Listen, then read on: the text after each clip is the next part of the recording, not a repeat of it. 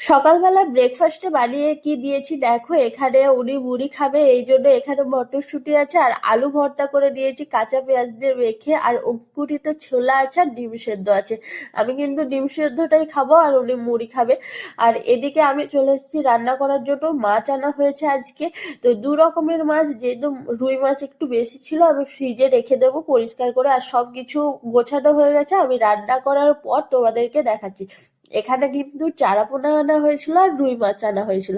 চলো তো আমার রান্না কমপ্লিট, এবার তোমাদেরকে দেখায়।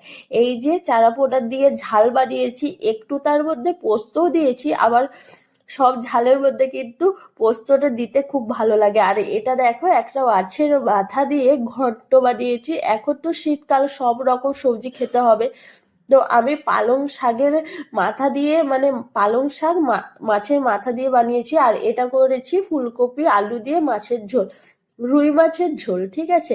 তো আজকে 3 রকম রান্না হয়েছে, খুব সুন্দরভাবে বানিয়েছি, দেখতেই পাচ্ছ। আজকে পুরো প্লেটটা, মানে খাওয়ার ভ্যারাইটি অনেক রকমের হয়ে গেছে। তো ওনাকে আমি এখন খেতে দিয়ে দেব, দেখতেই পাচ্ছ। আর করলা সেদ্ধটা কিন্তু ভাতের মধ্যে ছিল, সেটা আমি আর দেখাইনি, এখন খেতে দিয়েছি সেই জন্য দেখাচ্ছি। দেখো, এখানে সুন্দর করে আমি সাজিয়ে কিন্তু দিয়ে দিয়েছি। আর অনেক সময় হয়, অনেক কিছু রান্না হলে একটু সাজিয়ে দিলে মানে দেখতে ভালো লাগে। তো এই যে ওনাকে এখানে আমি বেড়ে দিয়েছি, উনি এবারে খাবে। আর দেখতেই পাচ্ছ এখানে ফুলকপি আলু মাছের ঝোল এবং সব কিছুই কম তেলে রান্না করা হয়েছে। তো আমার তো এখন সবজির মধ্যে সবকিছু ভালো লাগে, তোমাদের কি কি